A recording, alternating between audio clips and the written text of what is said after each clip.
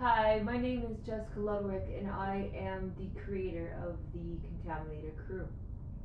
And today I'm going to talk to you about the controlled disassociation process and our ego number 3, the Miss Cotton Candy,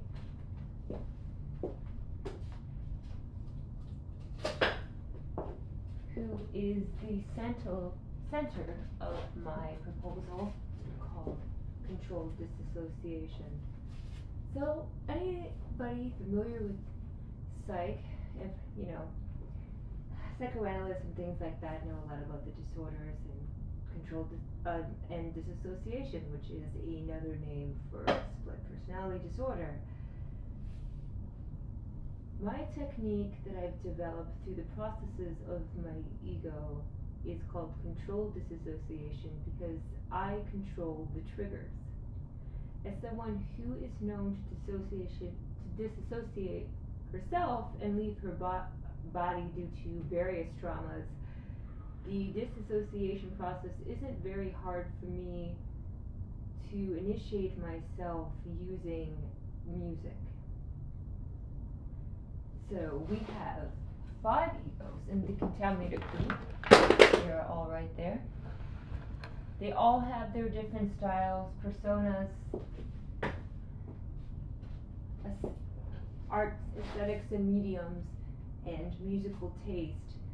And how that really works is the music kind of taps into my soul like synesthesia with showing images and connects to my own memories and connects to their memories and tells the story. The energy from the music can make them come alive, and some are darker, some are lighter, and some are much easier for me to channel. As the contaminator being the leader of the group, one of the main reasons is because she's basically me. I'm kind of channeling her right now. Actually, my voice actually isn't very this deep. It's easy for me to channel because I feel the contaminator is me over the lifetimes. Cotton Candy, I really thought was more of a character that I created, but the more I dive into my own personal story, and as I reconnect to my soul from memory repression, is that she is the epiphany of a lot of the abuse that I've been through and miscarried this lifetime.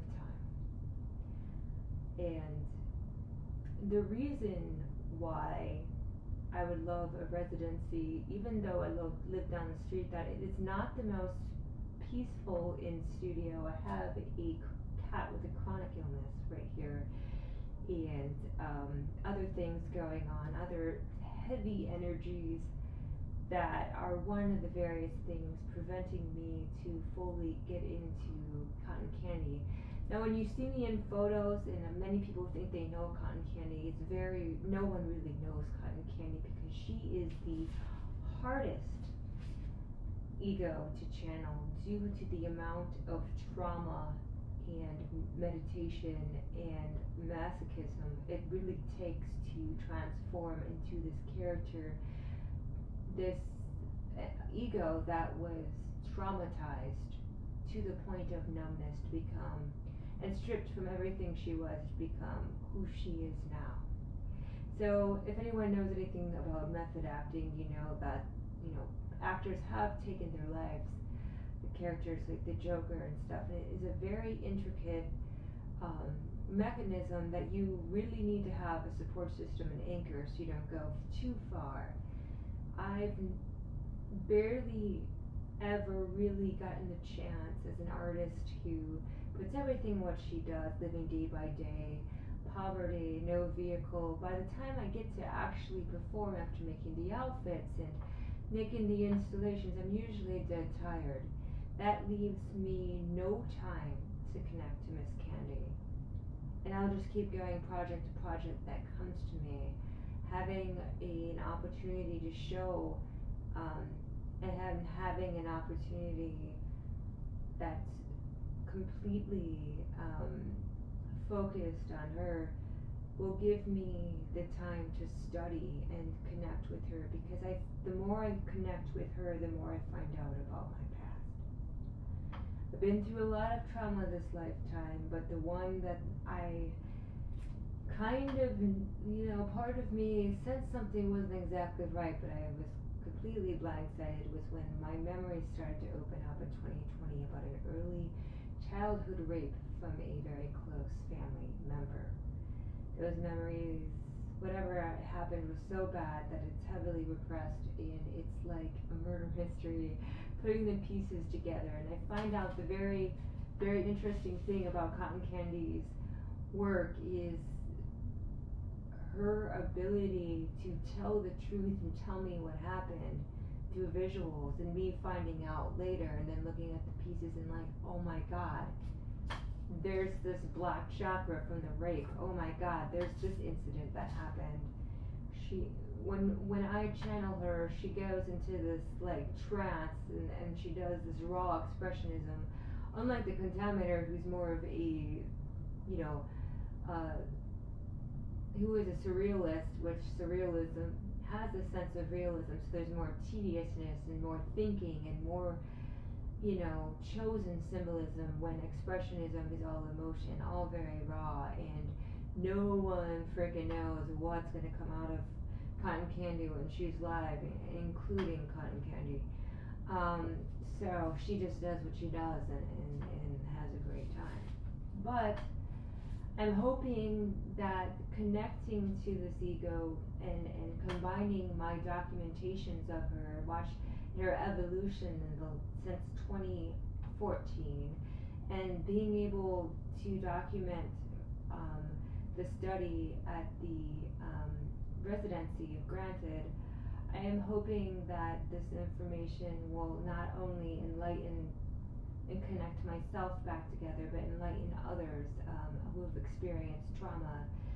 I think that one of the most beautiful things about the crew is that many people thank me for expressing these egos, because many people feel they have them trapped inside.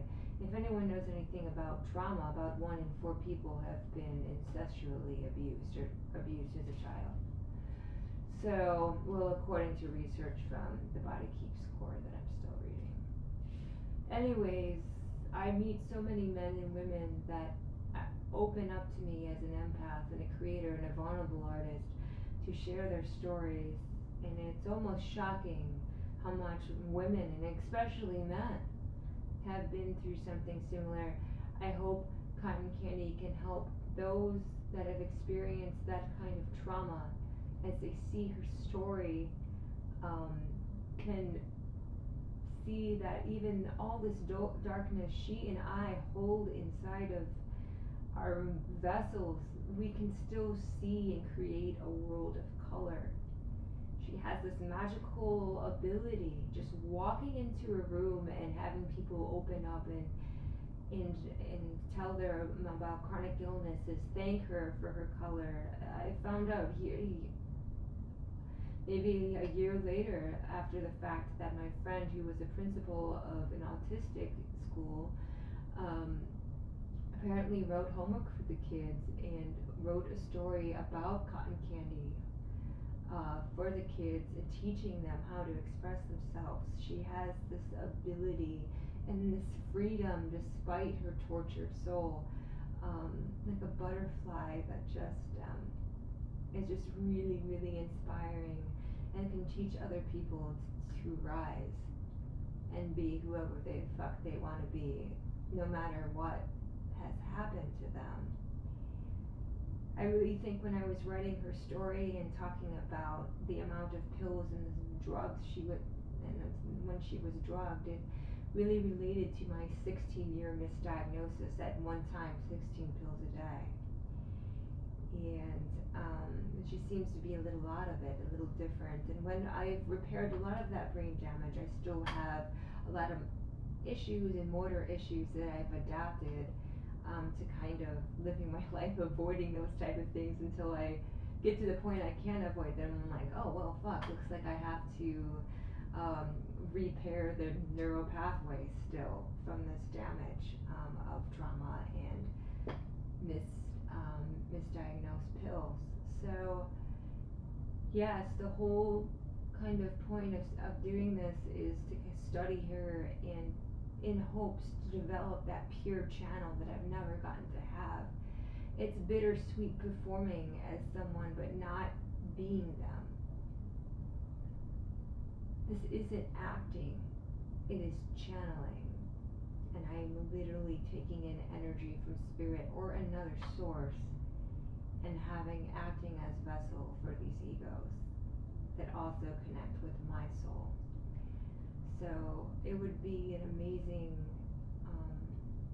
journey to be able to shut everything else off with an intention to hyper focus on Cotton Candy, because her story deserves to be told, and I would love to see how much this opens up my own story so I can remember that trauma, release that trauma, let go of that trauma, and forgive that trauma from my abuser. So, and be free, because that's all Cotton Candy really is a symbol of being numbed out to the point of not giving a fuck and being free. So that is kind of the basis of who this little psychedelic freak is, and I hope you can consider my project to be shown at your establishment, and thank you for